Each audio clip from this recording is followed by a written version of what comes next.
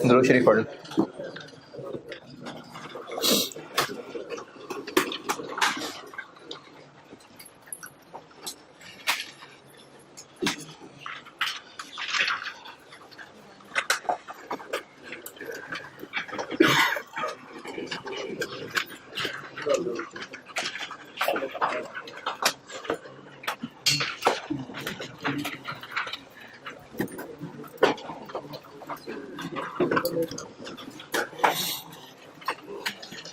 Assessment की मैंने कल की थी बात, कहा था ना। लेबर वाले सवाल में जो इश्यूज हैं वो बता देता हूँ। अब्दुल्ला एजाज, अब्दुल्ला चौधरी और अहमद बुखारी 2020। ठीक है जी, शाबाश। शुएब नवाज, फातिमा वहीद 19.5। ठीक है, शाबाश। अब्दुल्ला रमजान, है जी।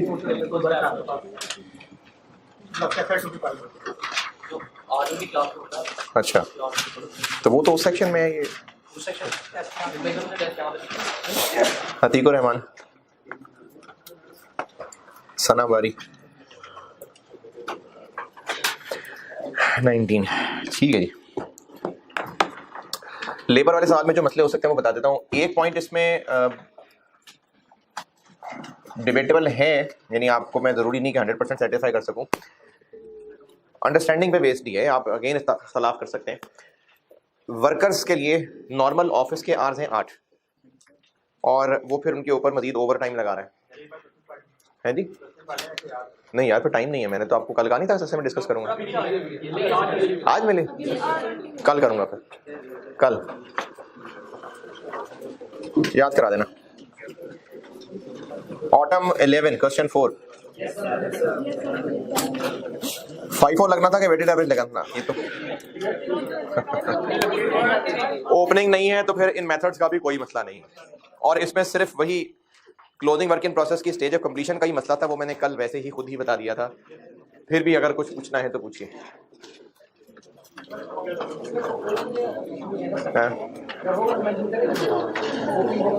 मेथड हाँ बताएंगे। ओपनिंग वर्क इन प्रोसेस होगा तो बताएंगे कि 5 होएगा वेटेड एवरेज है। तो जो आसान लगता है वो कर ले। चलो ठीक है जी, कोई मसला नहीं।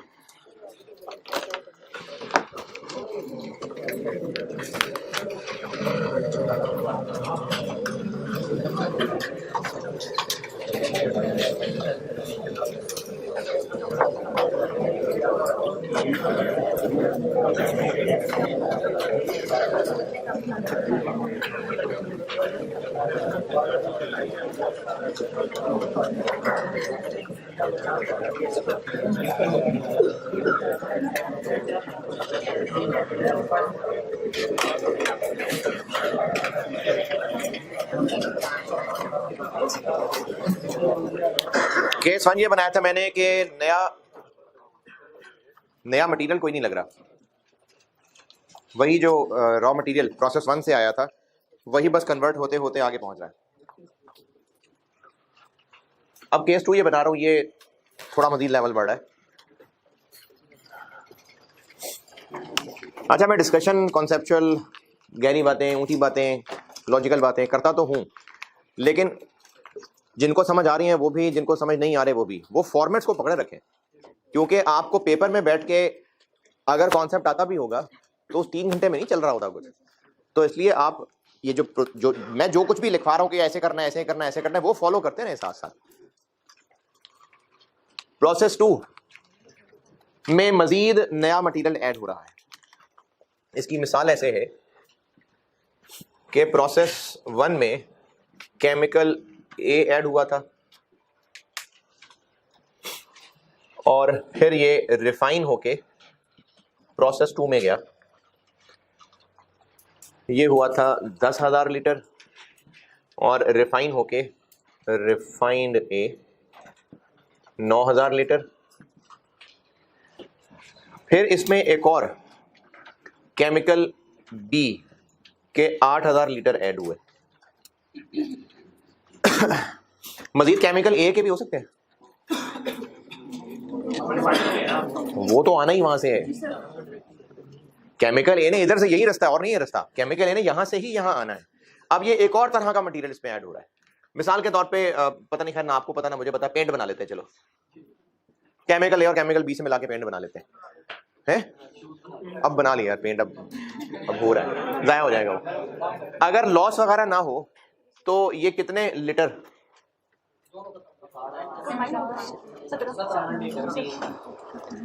तो प्रोसेस 2 में दो तरह की फिजिकल चीजें आ गई। अब एक जो पिछले प्रोसेस से आया था और एक और तरह का मटेरियल ऐड हो गया। अच्छा, जब मैं मटेरियल कह रहा हूं ना इस चैप्टर के अंदर, इस चैप्टर में भी आगे भी, जब बात मटेरियल, लेबर और एफओएच, जब ये नाम इस्तेमाल हो गए तो अब साथ डायरेक्ट लगाना जरूरी नहीं है। अंडरस्टूड है, जब एफओएच का जिक्र हो रहा है तो जो मटेरियल लेबर है वो क्या है, वो डायरेक्ट ही है, तो ये मजीद डायरेक्ट मटेरियल है जो ऐड हो रहा है। तो जो क्वांटिटी है, अब इसी वजह से आउटपुट की क्वांटिटी बढ़ गई, ये है केस 2। अच्छा, अब होगा ये कि मटेरियल ही दो अलग अलग तरह के हो गए और कन्वर्जन तो आनी ही है, तो कॉस्ट पर यूनिट जो है ना अब वो 3 निकलेंगे। P1 की तो निकल ही रही थी, कन्वर्जन भी निकल रही थी, अब ये एक और तरह का मटेरियल ऐड हो गया, तो अब कॉस्ट पर यूनिट का एक कॉलम बढ़ जाएगा। तो कॉस्ट पर यूनिट का एक कॉलम बढ़ेगा तो यकीनन डिनोमिनेटर भी 3 चाहिए होंगे, तो फिर इक्विवेलेंट प्रोडक्शन में भी अब 3 कॉलम होंगे। एक P1 वाला और कन्वर्जन वाला तो कल तक हो ही चुके थे, अब एक न्यू मटेरियल का कॉलम भी ऐड हो जाएगा। जी क्या क्या, हाँ जी जी, उसके लिए अगर किसके लिए अलग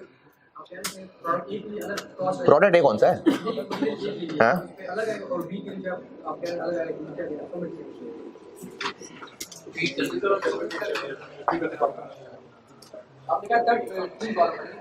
देखें, पेंट बनाने के लिए 2 तरह के केमिकल्स चाहिए, इसका रेट और होगा, इसका रेट और होगा, ये फिजिकली और चीज है, वो फिजिकली और चीज है, तो डिफरेंट तरह की चीज हो गई ना। तो अब हमें पर यूनिट कॉस्ट निकालने के लिए पहले एक P1 और एक कन्वर्जन का कॉलम होता था, क्योंकि 2 अलग अलग तरह की चीजें थी, तो ये अब एक तीसरी तरह की चीज आ गई। अब 3 कॉलम्स बन जाएंगे। अगर 3 कॉलम वाली बात समझ नहीं आ रही, ठीक है चलते रहे, आज आ जाएगी आगे समझ।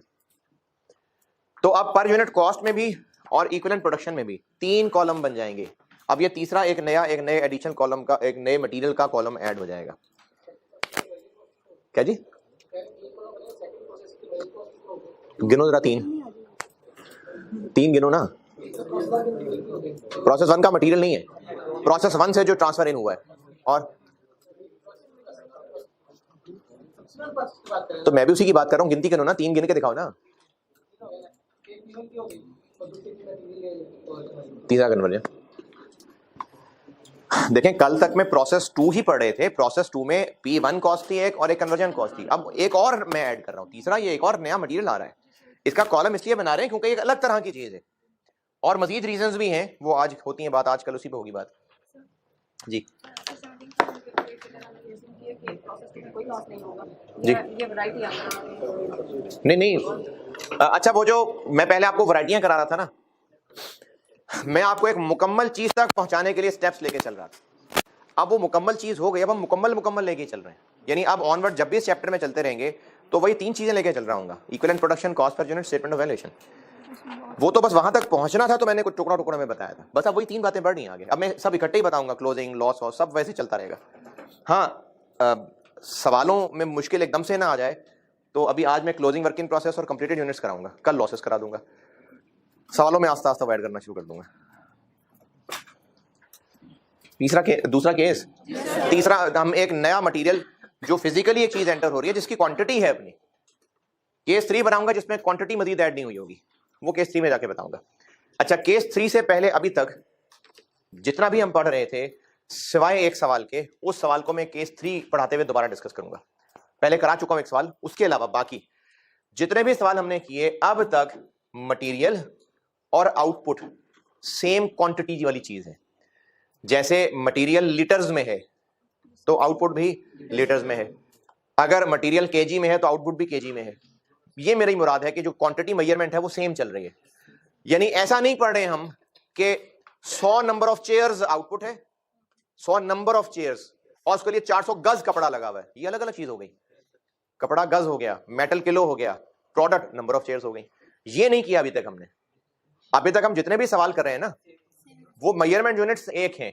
यानी मटेरियल अगर किलो में है तो वही आगे देखें, अगर दूध से खीर बन रही है तो दूध, चीनी वगैरह सब ये किलोज हैं, और उससे आगे खीर भी किलो में ही बन रही है, यानी वही क्वांटिटी आगे बढ़ रही है।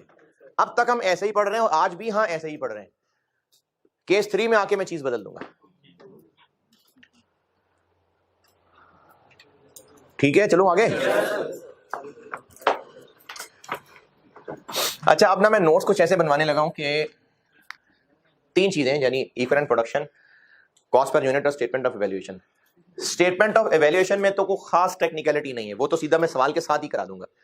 लेकिन इक्विवेलेंट प्रोडक्शन और कॉस्ट पर यूनिट में कुछ मुश्किल डिफरेंट नए काम हैं। तो अब मैं करने ये लगा हूं कि मैं यहां पर ना नोट्स लिख के दूंगा आपको, और आई रिकमेंड कि आप उन नोट्स को कल परसों पूरा होने तक इकट्ठे एक ही जगह बनाएं। तो जो उनकी प्रैक्टिस होगी वो अलग कहीं पेजेस पे करना। मैं आपको आइडिया दे दूंगा कि कितनी कोई जगह लगेगी, लेकिन इनको इकट्ठे ही रखिएगा, इधर उधर फैल गए तो पॉइंट्स मिस हो जाएंगे आपसे। तो पहले मैं आपको सारी नसीहतें करने लगा हूं इक्विवेलेंट प्रोडक्शन की वर्किंग के लिए। जी, अब केस 2 पढ़ाना शुरू कर दिया मैंने। इसमें मैं आपको ना इक्विवेलेंट प्रोडक्शन के हवाले से कुछ नोट्स बनवा रहा हूं।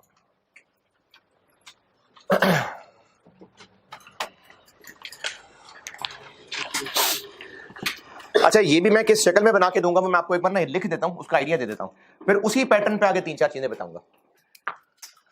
इक्विवेलेंट प्रोडक्शन में क्या क्या लाइनें अब तक पढ़ चुके हैं आप? लाइंस, रोज, कॉलम नहीं कह रहा, रोज।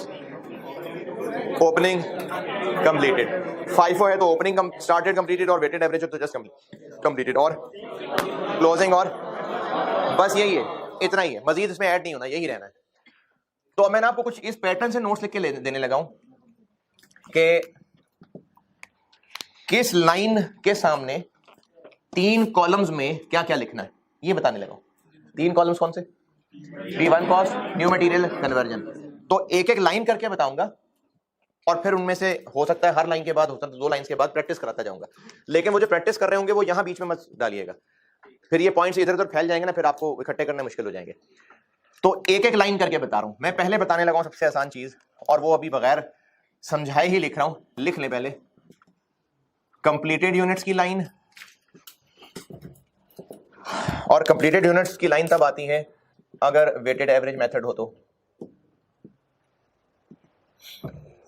और अगर FIFO मेथड हो तो। ओपनिंग की लाइन की मैं भी बात नहीं कर रहा, तो स्टार्टेड एंड कंप्लीटेड।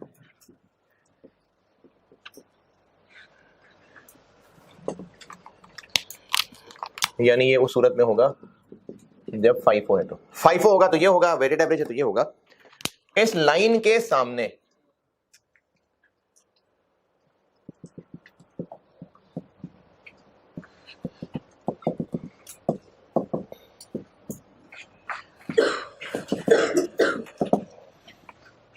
एक P1 वाला कॉलम होगा,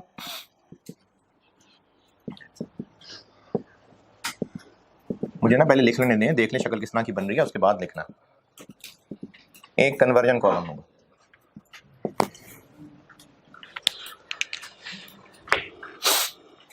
अब तक जितना किया जो मर्जी मेथड हो, कंप्लीटेड यूनिट्स हर कॉलम में 100% आते हैं ना, अब भी ऐसे ही होगा, हर कॉलम में आएंगे और 100% आएंगे। इस स्टाइल पे अब मैं आपको सारे ये पॉइंट्स लिख के दूंगा, हर कॉलम में आएंगे और पूरे पूरे आएंगे। इस तरह से लिखा है मैंने ये कि ये लाइन ईपी कॉलम्स में कैसे आएगी। इन कॉलम्स में कंप्लीटेड के सामने पूरे पूरे यूनिट्स आएंगे और आएंगे।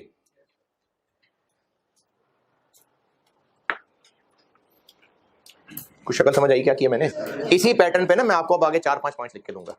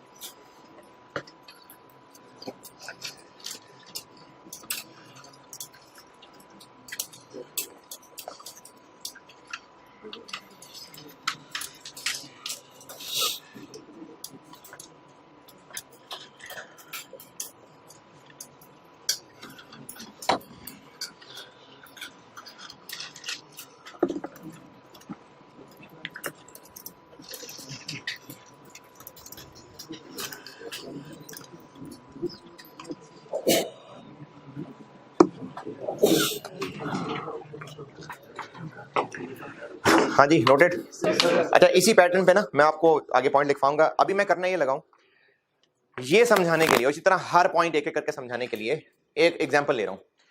ये कॉन्सेप्चुअल डिस्कशन है, ऊपर से जाए तो जाने दें। करना कैसे है? ऐसे करना है। तो ये जो मिसाल समझाने लगा हूं, अगर आपने नोट करनी हो तो कर लें, ना करनी हो तो ना करें। लेकिन ये जो कॉन्सेप्चुअल डिस्कशन वाली मिसालें होती हैं, मैं कुछ 4 फिगर्स टेढ़ी मेढ़ी इधर लिख देता हूँ, इधर लिख देता हूँ, उन टेढ़ी मेढ़ी फिगर्स को नोट करने का फायदा नहीं है। फायदा तब है जो उसके बारे में कहा है वो भी कुछ 2-4 लाइनें लिखें। तो अगर वो 2-4 लाइनें नहीं लिखनी होती तो फिर ये लाइनें भी ऐसे मत लगाया करें, क्योंकि ये तो आप क्लास से बाहर निकलते ही भूल जाएंगे मैंने क्या कहा था। याद ये रहेगा और ये रखना है याद, और रखेंगे तब जब करेंगे। तो इसको याद करना पड़ेगा। सवालों में कैसे करना है वो फॉर्मेट्स बनाता हूं, फॉर्मेट्स चलाता हूं, और आपको जो जो नसीहतें करता हूं वो सब लोग किया करें फॉलो।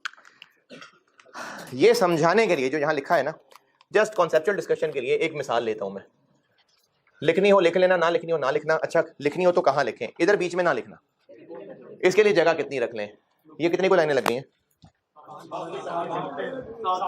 चलें, जितनी लाइनें आपने इस पे लगा दी हैं, आप ऐसा करें कि ओपनिंग, क्लोजिंग, एबनॉर्मल, एबनॉर्मल, कुछ 30-35 लाइनें इसके लिए आगे। कितना लग जाएगा? 2 पेजेस। हाँ, को 3 को पेज छोड़ दें। है इस तरह के कुछ 4 और हैं, और कॉस्ट पर यूनिट के बारे में भी कुछ है, तो 3 को पेज छोड़ दें कम से कम। को बच गया तो नेट प्रॉफिट आपका, अगर नहीं बचा तो आगे सही।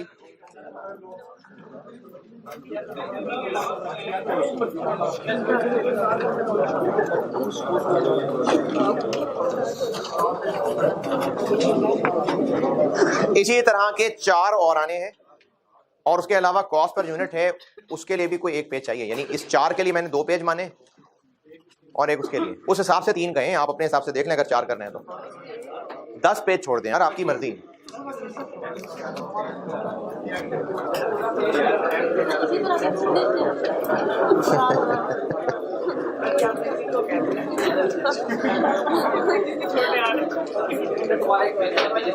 यार जिनसे पेजेस छोड़ने नहीं आ रहे वो क्लास छोड़ दें, बल्कि दुनिया छोड़ दें। यार अंदाजन 4 पेजेस छोड़ दें, कोई बात नहीं।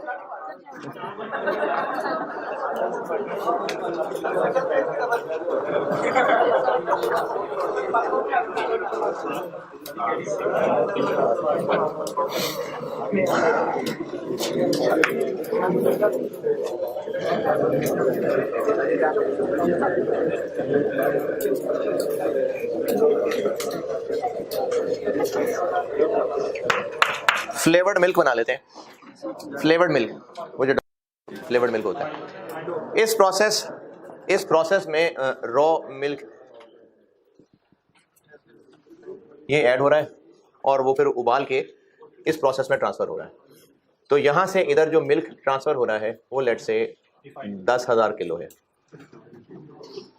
ज्यादा हो गया, चलो 100 किलो है, 100 किलो है जी।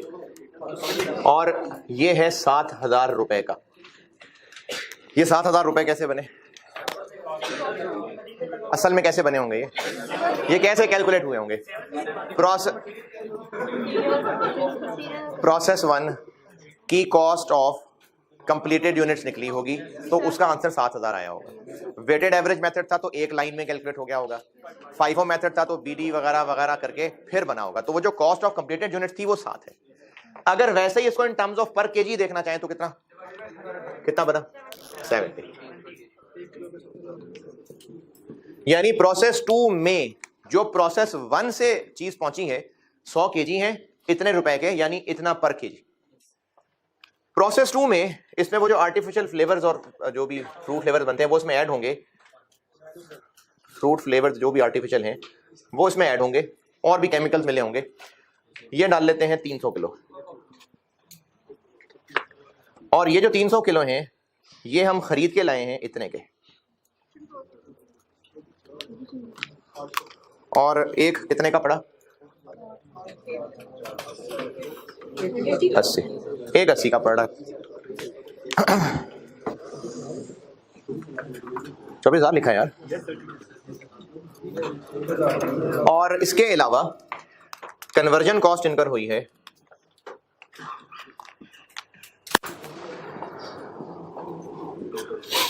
कन्वर्जन कर लेते हैं, चलें 10,000। और अभी कोई लॉस नहीं, कोई वर्क इन प्रोसेस नहीं। तो जो मिल्क शेक बन गया, जो फ्लेवर्ड मिल्क प्रोडक्ट बन गया,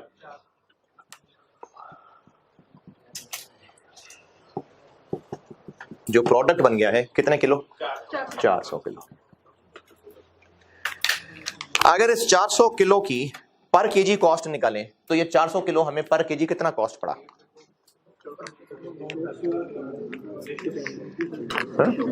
रेशो कौन सी भाई?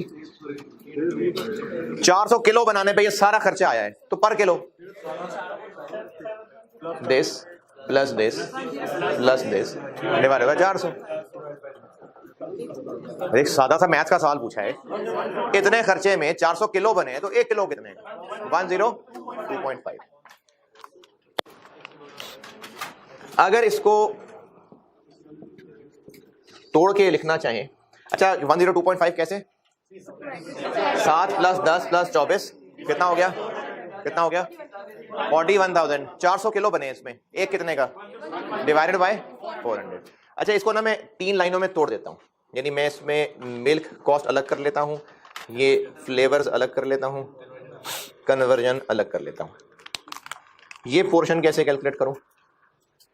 7,000 divided by 400, 24,000 divided by 400, 10,000 divided by 400। ठीक है? ऐसे मैंने अभी यहां तो सिंपल मैथ कर रहा हूं, मैंने भी कोई ईपीसीपी नहीं बनाई यहां। कितना बना? 17.5 60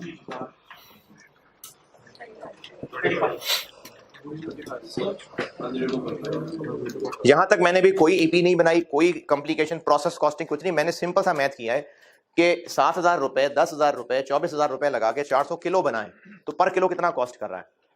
102.5। यहां तक कोई एतराज परेशानी? जाग रहे हैं ना? साथ हैं? नहीं तो करना तो ऐसे ही होता है।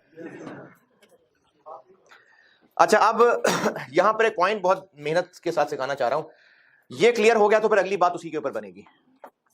ये जो दूध प्रोसेस 1 से आया था ये कितने रुपए किलो पड़ा है हमें? 70।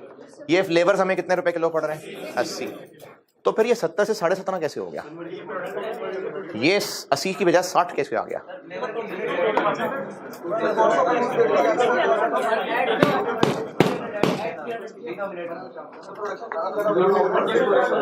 अच्छा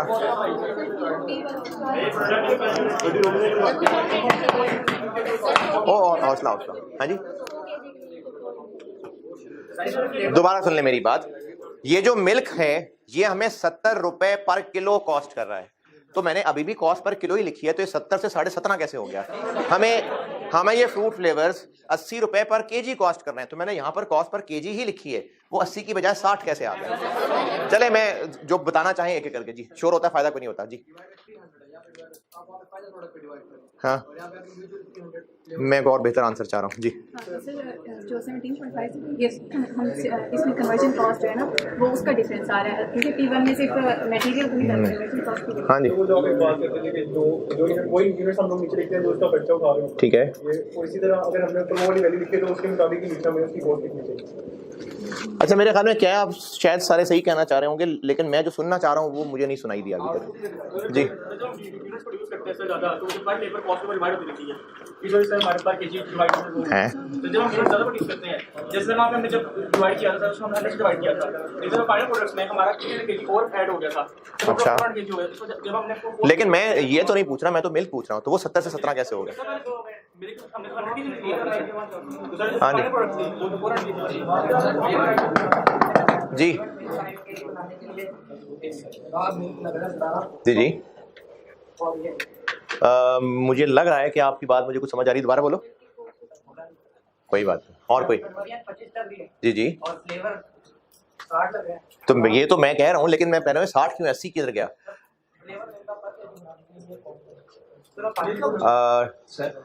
ठीक है, हाँ ये कह रहे हैं आप, क्या बोला? यही ठीक है साहब। अच्छा चलें, आप लोग जो भी कह रहे थे ना, मुझे लग रहा है कि बात किसी हद तक ठीक ही कर रहे थे, लेकिन मैं असल में सुनना ये चाह रहा था और आपको बताना ये चाह रहा हूँ कि ये दूध के 1 किलो का रेट है। ये दूध का 1 किलो नहीं है, ये प्रोडक्ट का 1 किलो है। प्रोडक्ट के 1 किलो में दूध पाया है बस।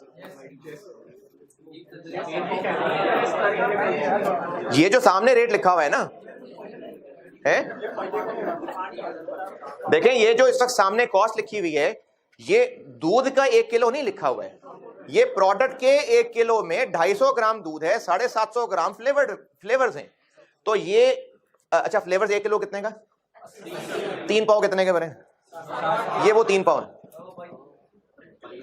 दूध कितने रुपए किलो? वैसे तो बहुत सारा है, अभी कितना है? 70। 1 पाव कितने का बना? ये वो पाव है? अच्छा,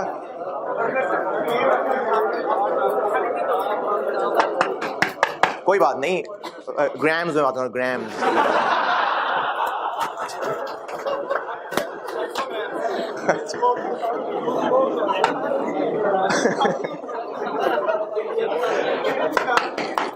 अच्छा ना यार, काम की बात रह जाएगी बीच में। ये जो 70 लिखा हुआ है ना, ये मिल्क की पर केजी कॉस्ट है। हम इस वक्त पर केजी ऑफ मिल्क की बात नहीं कर रहे हैं, हम पर केजी ऑफ प्रोडक्ट की बात कर रहे हैं। तो उस पर केजी ऑफ प्रोडक्ट के अंदर मिल्क का 1 केजी नहीं है, वो तो 0.25 केजी है। फ्लेवर्स क्या 1 किलो 80 रुपए पर का रेट है। प्रोडक्ट के 1 केजी में पूरा किलो नहीं है, फ्लेवर्स 0.75 केजीज हैं। तो यहां पर 60 जो लिखा हुआ है वो 60 फ्लेवर्स के केजी का रेट नहीं लिखा हुआ। प्रोडक्ट के 1 किलो में फ्लेवर्स का कितना पोर्शन है वो लिखा हुआ है। मिल्क के 1 किलो का रेट नहीं लिखा हुआ। प्रोडक्ट के 1 किलो में मिल्क का पोर्शन कितना है ये वो लिखा हुआ है। ये फर्क जरूर सबको समझ आ जाए।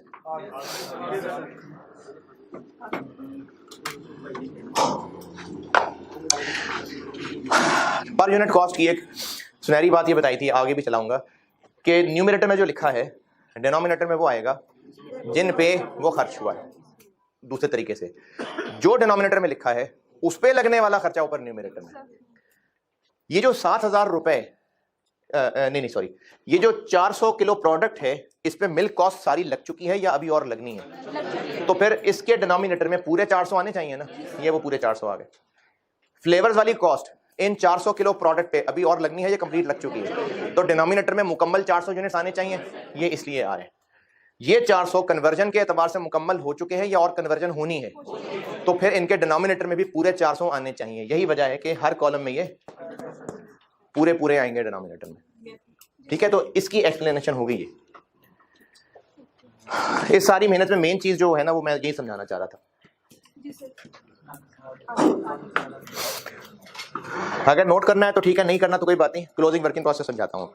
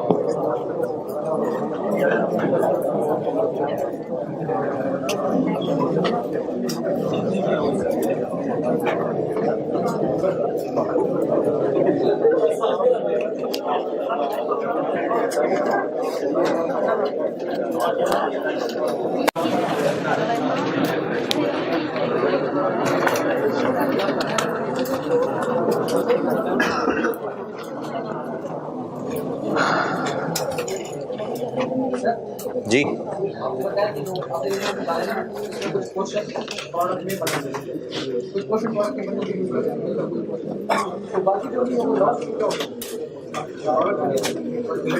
100 किलो दूध, 300 किलो फ्लेवर्स मिला के 400 किलो प्रोडक्ट बन गया। जाया क्या हुआ इसमें?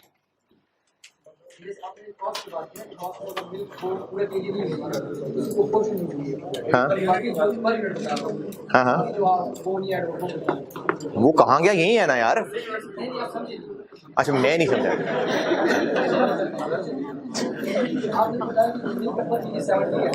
और यहाँ पे दोबारा वो जो है 17.5 तो आपने क्वेश्चन मिलता वो प्रोडक्ट में ऐड कर ऐसे ही बोला मैं क्वेश्चन हुआ है पूरा यार देखो, 100 किलो पूरा मुकम्मल मिल्क, 300 किलो मुकम्मल फ्लेवर, ये दोनों मुकम्मल मिलके 400 किलो प्रोडक्ट बन गया। तो बाकी वाली बात कहां से आई?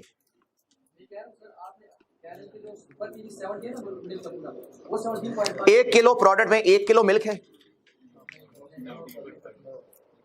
नहीं है ना? हाँ जी,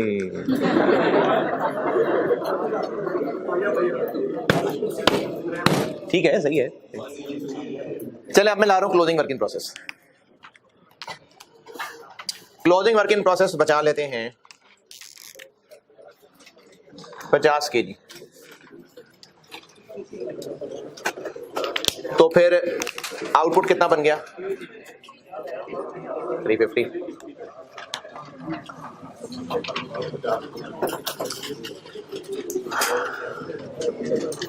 और अब अगर क्लोजिंग वर्क इन प्रोसेस आया है तो फिर इसकी परसेंटेज भी होगी 60% कंप्लीट।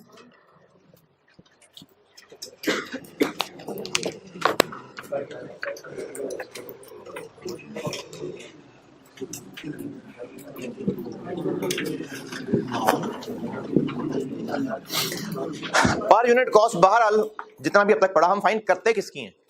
प्रोडक्ट की ना, हम करते आउटपुट ही की हैं। तो अभी भी मैं आउटपुट ही की पर यूनिट कॉस्ट फाइंड कर रहा हूं। ये जो 350 किलो है, दूध इसमें शामिल है या नहीं है? शामिल है। और इसमें दूध शामिल है? बिल्कुल है। तो वो जो दूध का खर्चा है वो इन दोनों पे लगा हुआ है, तो डिनोमिनेटर में दोनों आने चाहिए? बिल्कुल आने चाहिए।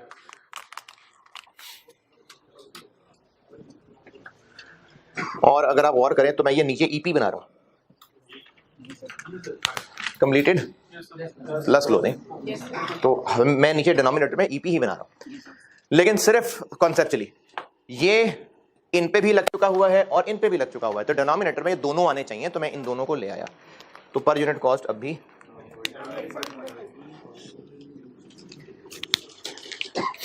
10,000 रुपए इन पे मुकम्मल लग चुका है और लगनी। तो फिर 10,000 के डिनोमिनेटर में ये पूरे आने चाहिए और ये 60% ना, हाँ यही ईपी यही होता है। तो 350 पूरे और 50 का, तो पहले भी ऐसे ही करते हैं नहीं? कितना? 380। अच्छा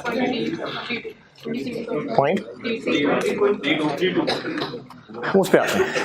अच्छा मैं क्या कर रहा हूं दोबारा सुने, मैं ईपी का ही कॉन्सेप्ट बता रहा हूं, बस वो टेबल नहीं बना रहा, बात ईपी की कर रहा हूं कि ये जो कन्वर्जन कॉस्ट है ये इन पे मुकम्मल हो चुकी है, इन पे मुकम्मल कन्वर्जन लग चुकी है, ये और लगनी है? लग चुकी है। इन पे लगनी है। तो इन पे 60% लगी है ना, तो कन्वर्जन के डिनोमिनेटर में ये पूरे आने चाहिए और ये 60%। तो P1 कॉस्ट के डिनोमिनेटर में क्लोजिंग वर्क इन प्रोसेस के यूनिट्स पूरे पूरे आने चाहिए।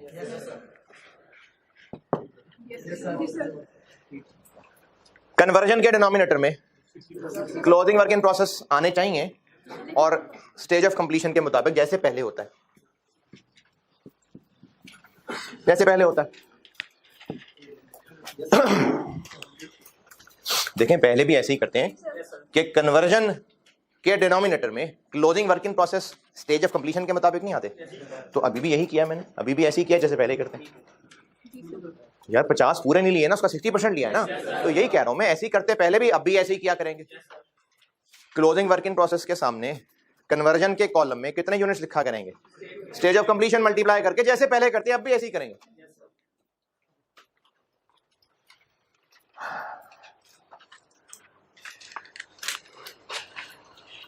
ये फ्लेवर्स इसमें ऐड हो चुके हैं या नहीं? यस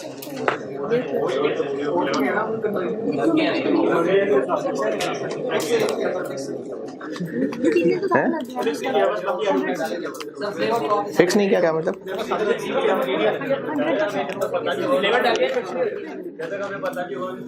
शाबाश। अभी मैंने इसमें आपको एक चीज और बतानी है, उसके बाद ही जवाब हो सकता है इस बात का।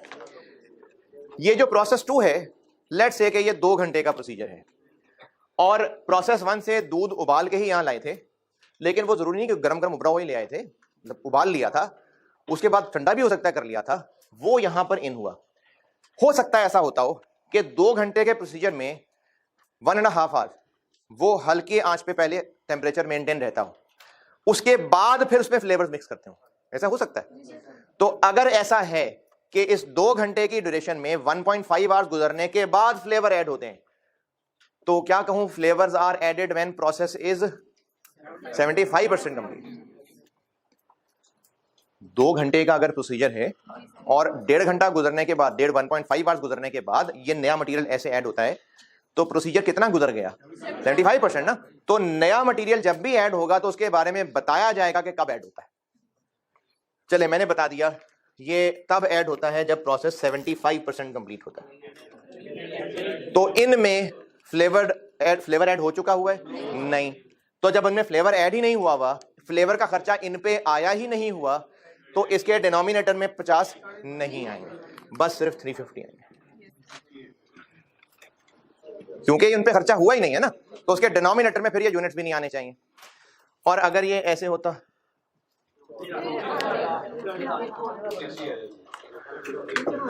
तो फिर इसमें फ्लेवर्स एडेड हैं या होने अभी? अच्छा, जब फ्लेवर्स एडेड हैं तो इस 24,000 के डिनोमिनेटर में ये 50 आएगा कि 50 का 60% आएगा? पूरा 50 आएगा। यानी न्यू मटेरियल के डिनोमिनेटर में या तो ये शामिल होगा, और होगा तो पूरा ही होगा, क्योंकि ये कन्वर्जन की असम्पशन है कि वो थोड़ी थोड़ी थ्रू आउट द प्रोसेस हो रही है। मटेरियल तो ऐसे डलना है बस, तो या तो फ्लेवर ऐड हो गए हैं या नहीं हुए। अगर new material is added when process is इतना कि ये भी वहां तक नहीं पहुंचा, अगर मटेरियल इज एडेड तब जब ये वहां तक नहीं पहुंचा, तो फिर नया मटेरियल इसमें नहीं लगा हुआ, तो नए मटेरियल के डिनोमिनेटर में ये यूनिट्स नहीं आएंगे। लेकिन अगर ये तब ऐड होता है कि ये उससे क्रॉस कर गया हुआ है, जैसे अभी सामने लिखा हुआ है कि अगर ये 45% प्रोसेस चला होता है और ये ऐड हो जाता है, तो फिर इनमें सब में डल चुका है ना फ्लेवर, तो फ्लेवर की कॉस्ट के डिनोमिनेटर में ये 50 आने चाहिए और पूरे 50 आने चाहिए कि 60% पूरे। तो इसके लिए फिर ऐसा कर लेते हैं कि शामिल होंगे तो पूरे ही होंगे, लेकिन सिर्फ तब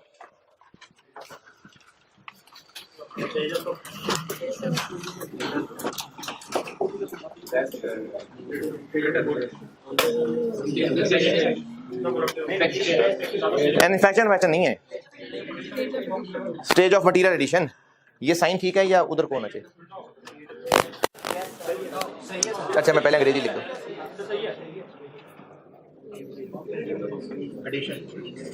वैसे तो आप इस साइन की बजाय आप इतना भी याद रख लें कि अगर इसमें नया मटेरियल ऐड हो चुका है तो यूनिट्स आएंगे, अभी नहीं ऐड हुआ तो नहीं आएंगे। हाँ, पहचानने के लिए ये जरूर याद रखें ये साइन ठीक है या उलट लग गया है। जिस स्टेज पे नया मटेरियल ऐड होता है, क्लोजिंग उससे आगे निकल गया तभी उसमें एडेड है ना।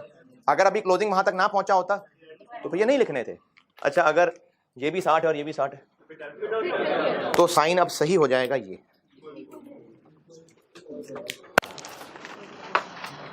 अगर नया मटेरियल ऐड होता है व्हेन प्रोसेस इज 60% कंप्लीट, तो क्लोजिंग अगर 60 हो गया है तो बस डल गए फ्लेवर इसमें, और जब फ्लेवर डल चुके हैं तो फ्लेवर की कॉस्ट के डिनोमिनेटर में फिर 50 आएंगे। या तो 50 ने आना है या नहीं आना है, आधा अधूरा नहीं आना है। याद करने वाली बात, क्लोजिंग वर्क इन प्रोसेस की लाइन P1 वाले कॉलम में यूनिट्स आएंगे ही आएंगे पूरे, कन्वर्जन वाले कॉलम में आएंगे ही आएंगे, स्टेज ऑफ कंप्लीशन जैसे पहले करते हैं। न्यू मटेरियल वाले कॉलम में आएंगे तो पूरे ही आएंगे, वरना नहीं आएंगे। और कैसे फैसला होगा? उनकी स्टेज ऑफ कंप्लीशन देख के। अगर जिस स्टेज पे मटेरियल ऐड होता है उसको क्रॉस कर गया हुआ है क्लोजिंग, जब वहां तक पहुंच गया हुआ है तो फिर आएंगे, वरना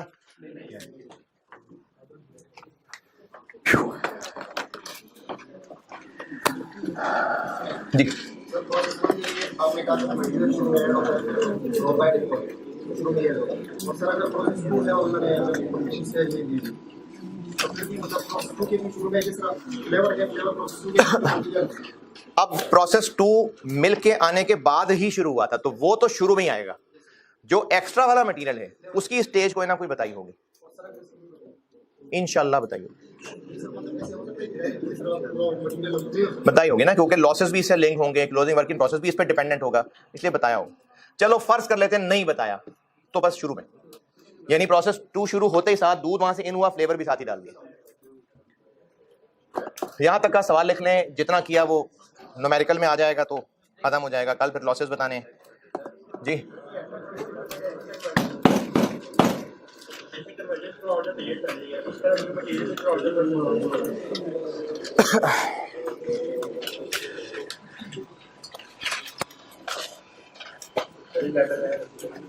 देखें, कल भी मैंने बात की थी कि प्रोसेसेस तो बहुत तरह के कॉम्प्लिकेटेड हो सकते हैं, दुनिया में बहुत तरह के प्रोसेसेस होते होंगे, लेकिन क्या उन सब पे हम सवाल की तैयारी करें ना करें, ये तो मुश्किल होती जाएगी।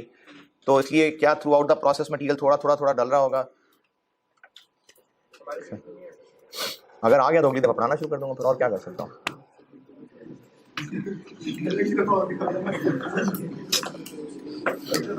देखिए, कोशिश तो यही होती है कि जो मैक्सिमम उम्मीद है वहां तक कवर करें। लेकिन देखें, अगर कुछ बहुत डिफरेंट हो भी गया तो दिमाग जीरो करके नहीं बैठेंगे ना, जितना पढ़ा हुआ है उसी की कोई ना कोई एप्लीकेशन होगी। जैसे अभी आप लोगों ने ही बताया है कि डिनोमिनेटर में यूनिट्स आएंगे कि नहीं आएंगे, तो आपने ही बताया है, मैंने तो बस पूछा था, आपने खुद ही बताया कि पूरे यूनिट्स आएंगे। तो ये कॉन्सेप्ट्स ही हैं तो जो बन रहे हैं। सवाल लिखिए। है जी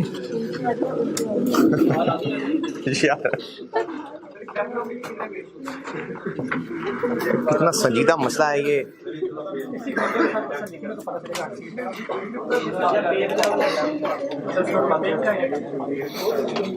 फॉलोइंग इंफॉर्मेशन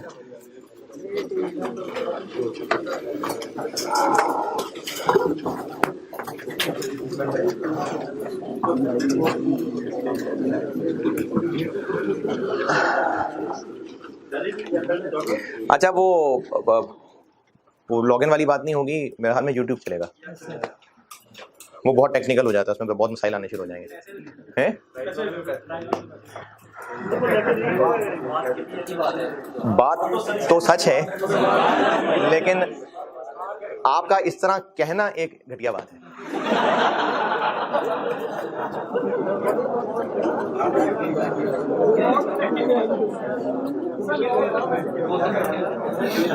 यानी ये बात, इसमें कोई दो राय नहीं है कि बहरहाल एक बिजनेस ऑर्गेनाइजेशन है, लेकिन आपके लिए एज अ स्टूडेंट ये बात कहना, सोचना, बोलना कि जी देखो ना खर्चा होता है, ये ऐसे ही है कि अगर आपके अब्बा जी जो आपके यकीनन भले के लिए काम करते हैं, और अगर वो कोई काम इस वजह से रोक भी देते हैं कि खर्चा ज्यादा लगेगा, फिर भी ये कहना कि इसलिए नहीं करना क्योंकि पैसे लगेंगे, ये बुरी बात है। जब तक आप अपने इस इदारे, देखें आप यहां से सीख के जा रहे हैं, और आप जो सीख रहे हैं वो आपका लाइफ लॉन्ग कैरियर है और उसकी कोई कीमत नहीं है। तो इसलिए आप अदब, लिहाज, इखलास ये चीजें नहीं करेंगे ना कॉलेज के बारे में या उस्तादों के बारे में, तो ये तो नहीं कहूँगा पास नहीं होंगे, हो जाएंगे, सारे पास हो जाएंगे। वो तो पास होना ना होना तो नहीं है, नहीं, सारे पास होने से मेरी मुराद ये है कि अदब करने वाला भी पास हो जाएगा, ना अदब करने वाला भी पास हो जाएगा, ये मुराद है मेरी सारे से। लेकिन कुछ चीज़ें होती हैं जो टेंजेबल हैं, कुछ इनटेंजेबल हैं, जो साथ खैरें आ रही होती हैं वो अदब के ज़रिए से आ रही होती हैं। ऐसे बहुत सारे लोगों को कामयाब, आसानी में, आफियत में देखा होगा, जो क्वालिटी वाइज, कंपिटेंस वाइज शायद उतने ना हो, लेकिन अदब की वजह से उनको बहुत कुछ हासिल हुआ हो। क्योंकि एक हदीस का मफहूम है कि जो लोगों का शुक्रगुजार नहीं होता ना, वो अल्लाह का भी शुक्रगुजार नहीं हो सकता। तो ये शुक्रगुजारी जब तक आपकी तबीयत में नहीं आएगी, जो उसके फ़वाइद आने वो नहीं आएंगे। यानी अगर डॉक्टर है, टीचर है, बेशक प्रोफेशनल टीचर है, ठीक है, मैं आपको वो दीनी तालीम तो नहीं दे रहा, जो दीन में उस्ताद का दर्जा है वो ऑब्वियसली वो दीनी उस्ताद के लिए ही है, जो इंसानियत के हिसाब से उनको जिंदा रहना सिखा रहा है। लेकिन बहरहाल आपको एक टेक्निक सिखाई जा रही है, फ़न सिखाया जा रहा है, तो उस्ताद हो गए, डॉक्टर हो गए, जहाँ से भी कुछ फ़ायदा, कुछ सीखने को मिल रहा है जो आपकी ज़िंदगी में फ़ायदा देगा, तो अगर शुक्रगुजारी वाला एलिमेंट नहीं होगा तो फिर इनटेंजिबल फ़ायदे नहीं पहुँच पाएंगे। Following information relates to process 2 for the month of May.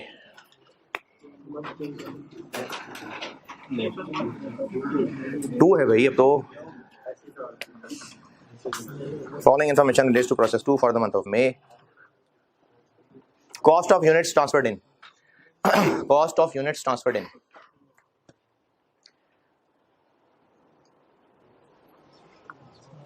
Cost of units transferred in 450,000 4.5 lakh रुपए,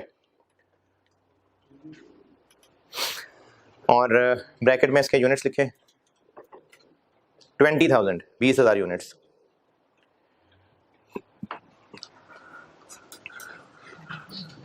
हाँ जी जी जी, कॉस्ट बताइए मैंने 4.5 लाख रुपए, यूनिट्स बताए हैं 20,000। New material cost, new material cost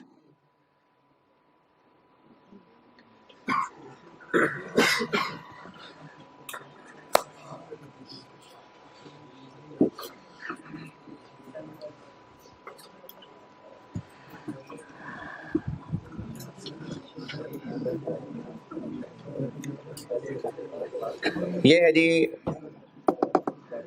2 280,000,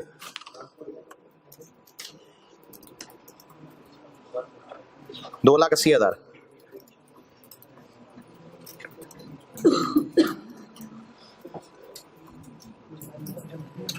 और उसके साथ ब्रैकेट में लिखिए 8,000 यूनिट्स, 8,000 यूनिट्स। न्यू मटेरियल है ना, तो इसके भी यूनिट्स बताऊंगा। 8,000 units. Conversion cost, conversion cost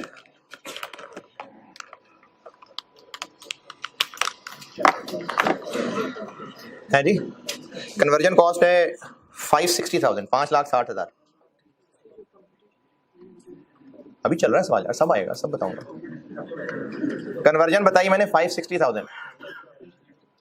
new material is added, new material is added when process is, new material is added when process is 60% complete.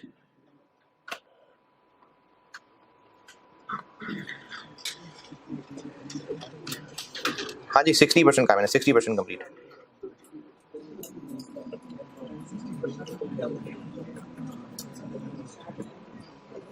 Closing work in process, closing work in process, closing work in process हैं 2400 units, 2400 units, 2400 units. और ये हैं 50% complete, 50% complete,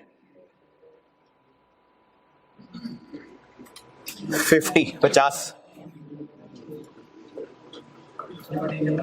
है जी, बता तो दिया यार।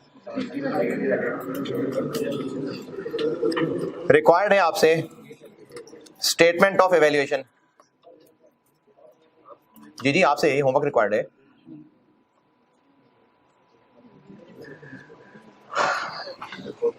अच्छा पर यूनिट कॉस्ट 3 हो गई ना, तो स्टेटमेंट ऑफ एवेल्यूएशन में cost of closing work in process में फिर 3 टुकड़े आ रहे होंगे, क्योंकि पर यूनिट कॉस्ट जो 3 निकाल दी है। और कंप्लीटेड यूनिट्स के अंदर यूनिट्स इनटू एक प्लस दूसरा प्लस तीसरा, क्योंकि 3 जो पर यूनिट कॉस्ट हो गई। ये स्टेटमेंट ऑफ एवेल्यूएशन बनानी है आपने। और कुछ बच्चों के बार बार पूछने पे और ऑनलाइन वालों के लिए भी मैं एबनॉर्मल गेन की ना परसेंटेज आपको न्यूमेरिकली बताता हूँ, साबित करके देता हूँ। क्योंकि अब इसलिए भी ज़रूरी हो गई थी कि वो एक बच्चे ने ये भी कह दिया सर वो फलाने टीचर तो ऐसे कराते हैं, तो अब ना ज़रूरी हो गई थी बात। तो इसलिए आपको मैं न्यूमेरिकली अब जब सफाई देनी पड़ी जाए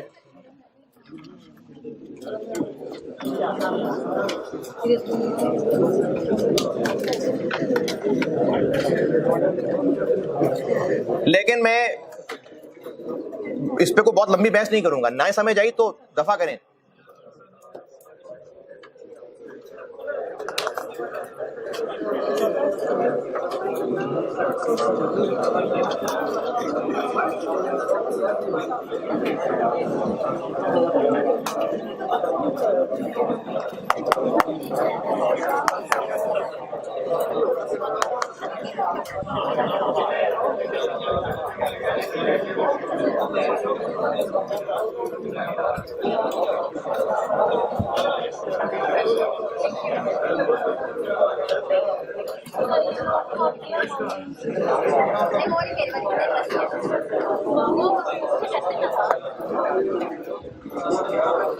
चले इधर देखें, समझ आ गया तो ठीक है, नहीं तो दफा करना है, इस पे ज्यादा कुरेदना नहीं। अब ये ऑनलाइन में भी जो एक एक करके बच्चे पूछ रहे थे, ये अब मैं जवाब दे रहा हूँ एक ही बार। जवाब बस ऐसे देने लगा हूं कि आपको ना मैं न्यूमेरिकली रिकंसाइल करके दे रहा हूं। जवाब तो इनफैक्ट उस दिन दे दिया था, लेकिन मैं उसको न्यूमेरिकली टैली करके दे रहा हूं। मैंने मिसाल ये रखी है कि 100 यूनिट्स इनपुट हुए, नजर आ रहा है, पढ़ा जा रहा है?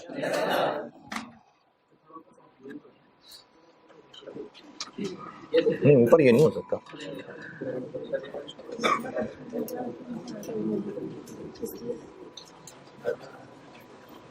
ऐसे ही रहेगा यार, ये खत्म कर दूं, ये गायब कर दूं, क्या करूं?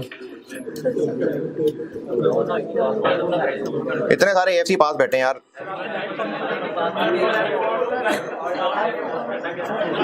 क्या जी, क्या? मेरे दौर में भी होती थी आईटी। क्या करूं? बात खत्म करनी है? अरे इतने में तो पता भी चल जाएगा यार मैं क्या बात कर रहा था। बस ठीक है, पता लग गया ऐसी आपका है? नहीं नहीं, ठीक है। अच्छा, जिन्होंने नहीं भी सुनना ना वो भी खामोश रह लें, ऐसी बात फजूल में लंबी होगी। डिजिट्स पढ़े जा रहे हैं, फॉन्ट साइज ठीक है, पढ़ा जा रहा है यार, पढ़ा जा रहा है। क्यों भी मैंने ना मिसाल ये रखी है कि 100 यूनिट्स इनपुट, सोचा था कि 10 जाया होंगे और 10 ही जाया हुए, लेकिन जो जाया हुए वो जाया कब हुए? वो हुए 75% तक पहुंच के, चाहे इंस्पेक्शन स्टेज कह लें, इंस्पेक्शन स्टेज 75%। 10 जाया होने चाहिए थे, 10 ही जाया हुए, कोई एबनॉर्मल नहीं है, लेकिन इन 10 पे भी खर्चा तो आया हुआ है ना। और अगर इंस्पेक्शन स्टेज 75% है तो इन पे मटेरियल तो पूरा लगा हुआ है। और अच्छा, मैंने डाटा कुछ इस तरह का बनाया, आपको नॉर्मली सवाल में मैंने ये डाटा दिया होता है, ये वाला करंट पीरियड कॉस्ट इतनी। अब ये असल में कैसे होती होगी? जब ये वाले 10 यूनिट्स 75% तक पहुंच के जाया हुए हैं तो इन पे कन्वर्जन भी तो आई होगी ना। तो मैंने डाटा कुछ इस तरह का बनाया कि मटेरियल को मैंने 18 रुपए रखा है, कन्वर्जन को मैंने 12 रुपए रखा है। ये जो 90 हैं इन पे पूरी ही कन्वर्जन लगनी है, और ये जो 10 हैं इन पे कन्वर्जन पूरी नहीं लगी होगी, तो इस पे लगी होगी फिर 9। तो इस तरह से बना है ये 1170 और ये 1800, यानी मटेरियल कॉस्ट ये है, कन्वर्जन कॉस्ट ये वो डाटा होता है जो आपको दिया होता है। पर यूनिट कॉस्ट चूंकि है ही आउटपुट, तो दिस डिवाइडेड बाय 90 और दिस डिवाइडेड बाय 90, ये पर यूनिट कॉस्ट आ गई। आपको जो डाटा दिया होता है ना, ये वही डाटा दिया हुआ, बस ये बिल्कुल सादा सा लिखा हुआ है, कोई अब नॉर्मल नहीं है, ये खर्चे हैं डिवाइडेड बाय आउटपुट, ये पर यूनिट कॉस्ट आ गई। हमने नॉर्मल लॉस डिफाइन ही इसलिए किया होता है ताकि पर यूनिट कॉस्ट। अब मैंने दूसरा सिनेरियो ये बनाया कि होने तो 10 जाया चाहिए थे, लेकिन कितने जाया हुए? 6। जब असल में जाया सिर्फ 6 हुए तो बाकी 4 तो पूरे हुए ना, तो कन्वर्जन कॉस्ट अब भी ये 11 चाहिए थी। टोटल कन्वर्जन ज्यादा होनी चाहिए कम? क्यों ज्यादा? तो अब वो मैंने बाकायदा कैलकुलेट की ऐसे,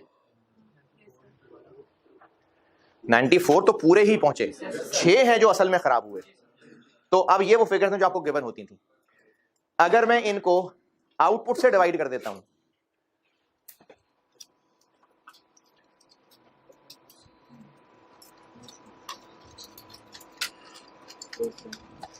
यानी मैं अगर इनको आउटपुट से ही डिवाइड कर देता हूं तो पर यूनिट कॉस्ट ये कुछ और हो गई, पहले कुछ और आ रही थी, 13 आ रही थी।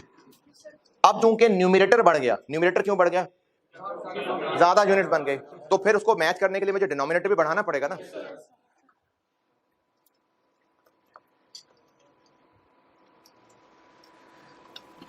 मैं अगर पूरा, कुछ बच्चे कहते हैं जी एबनॉर्मल गेन पूरा ही माइनस करना चाहिए था, एबनॉर्मल गेन पूरा माइनस होना चाहिए कन्वर्जन से, 75%।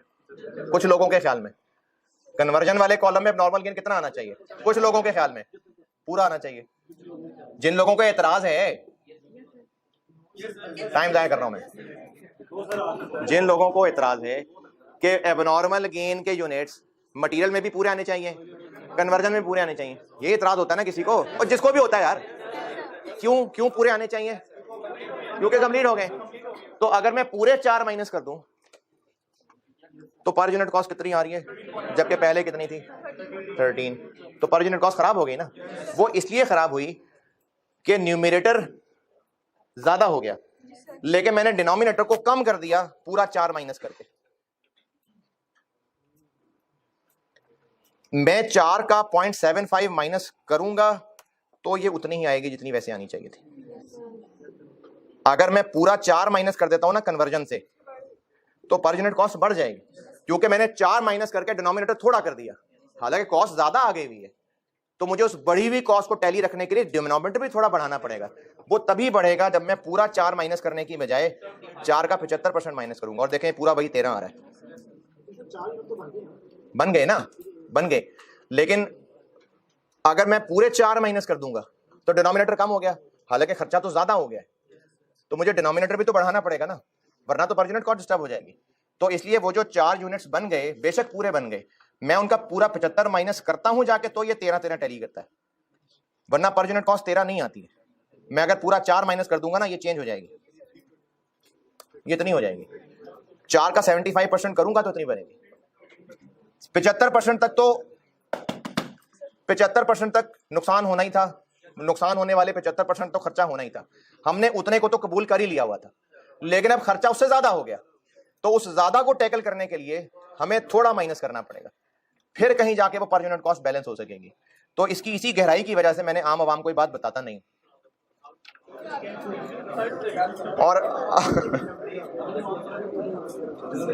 और अभी भी किसी को समझ नहीं आई।